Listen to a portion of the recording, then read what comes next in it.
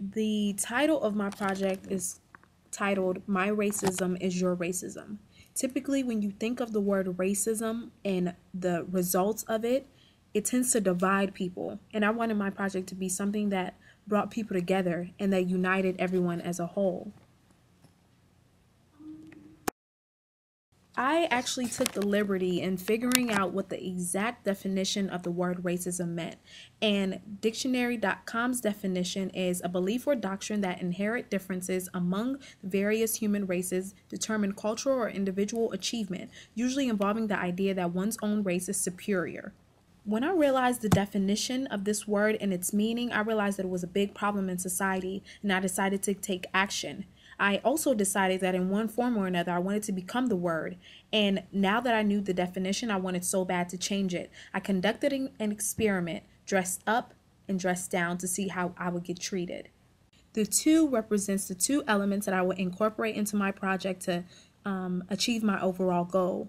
I would conduct an experiment dressed up and dressed down to see how I get treated, and a gathering talking about my experiences with racism in order to experience the effects on racism and classism.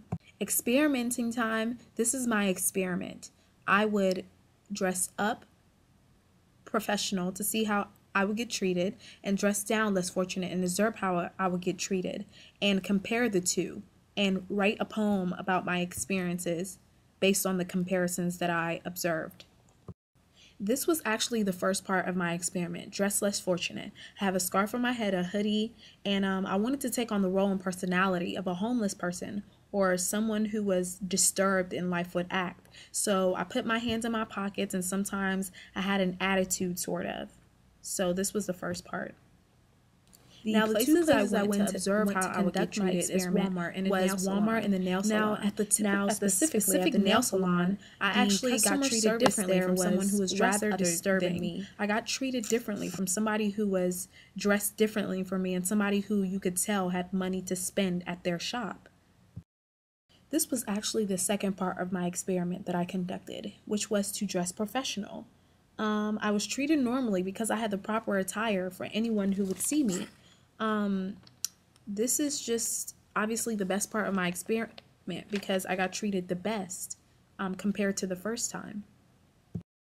For this part, I went to the State House, the Ohio State House, and I was actually at the Easton Mall in Ohio. At the State House, I got treated very normally because dressed up the way I was, they expected me to be there, and at Easton, I had some rather best experiences. This is the poem that I wrote about my two experiences, and it's titled "The Fight Still Continues." You didn't know the fight still continues through racism, discrimination, and struggling from the tears deep within you. It's not winter outside, so why is the world so cold? Oh, comfort me, O world, for thou is my comforter, who does all thy comforting. The world is my mother, a mother who was given me up for adoption. Stranger to my face who has taken another option. Her arms surround me like air, and I walk and take slow steps on the comfort of her belly. Eyes peer at me with fears everywhere I go. What are you doing here? The eyes ask. Why wouldn't I be here? I retaliate, yearning to be accepted. You don't belong here because of what you wear, they respond. And you don't belong here because of what you look like, they yell. My ears bleed. I cover my ears through the muffling and laughs and pointing. My eyes bleed. You didn't know? The fight still continues. Through the black, white, brown, not black enough and not white enough. Our hate still continues.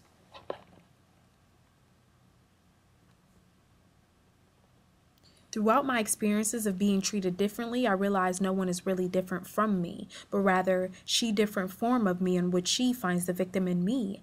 I am my difference. Difference is abnormal and we're scared of abnormalities. If racist people would connect with the victimized race of people, we would become diplomatic people.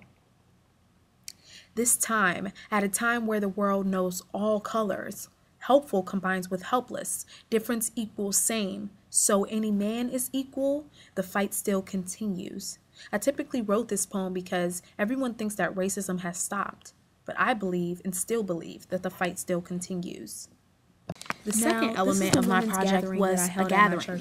Now, this is the women's gathering that I held at my church. And as you can tell in the upper corner is the young women, aged 10 through 15. In the bottom corner is the bottom corners are the older younger women who are 11 through 18. In most of the discussion, which we had a great one, we discussed experiences with racism. We discussed how to deal with racism, and we incorporated how Jesus Christ dealt with racism when he was here on earth. One of the Bible verses we used was Matthew chapter 13, 53 through 56. Now, this is the men's gathering. They typically talked about their experiences with racism and different issues on how to deal with racism also. Another Bible verse they used in their discussion was John 4, 5 through 9, where the Samaritans were in conflict with the Jews and the woman was afraid to give Jesus water. Now, as you can see, this is Obama's picture with a big old stop sign in the back. Now, Obama's election was a great time in American history, and I believe that through him and through his election and his beliefs, that we can eventually stop racism. So through him, we can eventually reach a stop. There's a question in the upper left-hand corner that says, what difference does class make? I mean, what difference does class make? We need to forget about all the stereotypes and all the things that classism and racism has brought to us as a society. We need to end racism through unity, shaking one another's hands and empowering ourselves as people in order to acquire the change we need.